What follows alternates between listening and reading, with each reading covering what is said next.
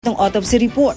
Pero sa mahigit 50 bangkay na natopsiya ng CIDG, halos lahat di raw bababa sa 2 ang tama. May mga malapitang binaril.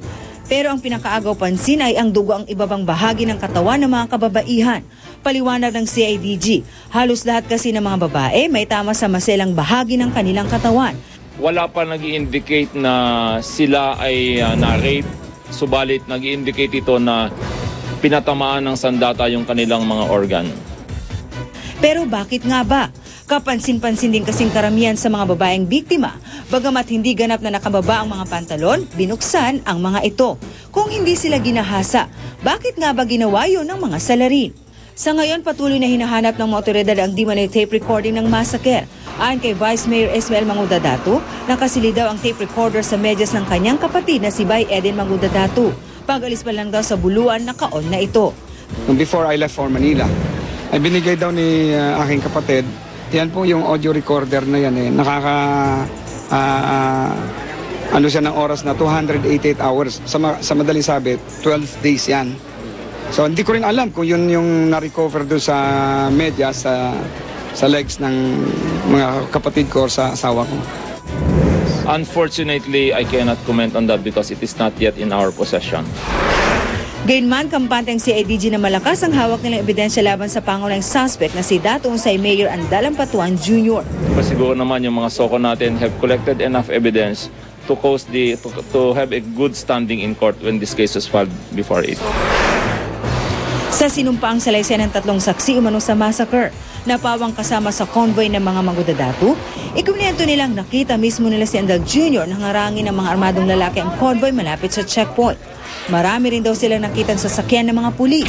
Pero natakot daw sila na makita mismo si Andal Jr. na lumapit daw mismo sa sasakyan kung saan nakasakay si Bay Jeneline Mangudadatu, asawa ni Vice Mayor Toto Mangudadatu. Kasunod na raw nito ang sunod-sunod na putok na mula sa mga bodyguard ni Dato Unsay. Sa takot daw nila, sabi ng mga saksi, mabilis silang gumelta pabalik ng Sultan Kudarat. Ako si Marisol Abduraman, ang inyong saksi. Lumutang na sa wakas ang orihinal na operator ng backhoe na ginamit sa paghukay sa libingan ng mga biktima ng Maguindanao Massacre. Pero paglilinaw ni Efren Macanas, hindi siya ang naghukay sa pinaglibingan ng mga biktima. May saksi exclusive si Chino Gaston.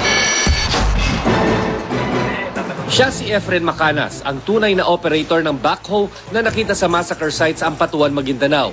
Mahigit 6 na araw na raw siyang nagtatago at kanina'y sumuko na sa 27th Infantry Battalion ng Philippine Army. Pero mariing itinanggi ni Macanas na siya ang naghukay ng pinaglibingan.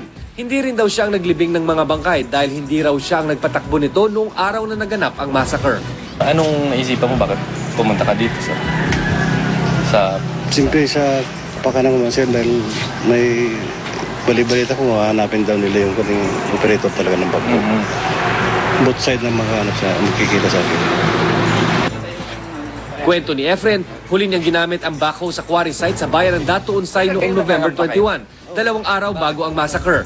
Dakong alas 7 pa lang daw ng umaga noong November 23, araw na naganap ang karumal-dumal na krimen, wala na raw ang backhoe sa Kapitolyo. Sabi raw sa kanya ng gwardiya sa gasolinahan kung saan nakaparada ang backhoe, dinala na raw ito ni Hamed De La Yuden noong November 22. Hinahanap pa ng mga pulis si De La Yuden, ang assistant operator ng backhoe at ang driver ng truck kung saan kinarga ang backhoe. Tingin mo kaya niyang santuhin na gawin yung pagbabaon na gano'n? Siyempre hindi naman siguro pagustuhan na magpatay ng tao.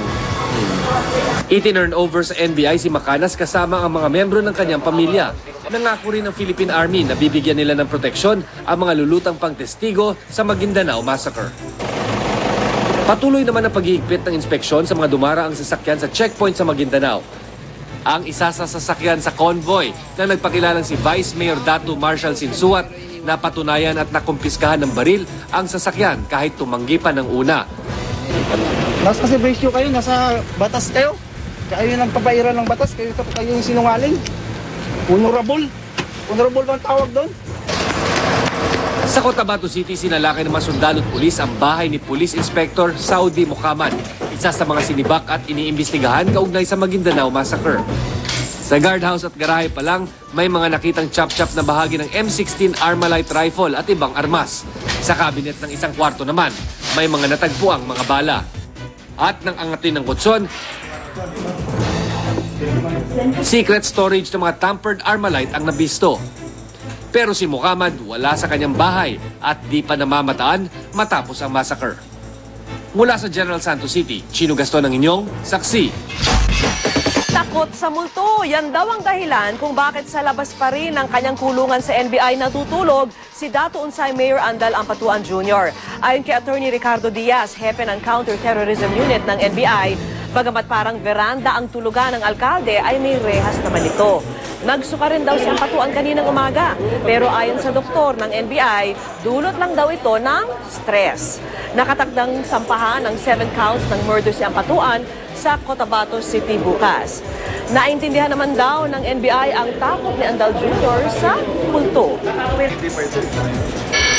Lahat naman tayo may mga phobias.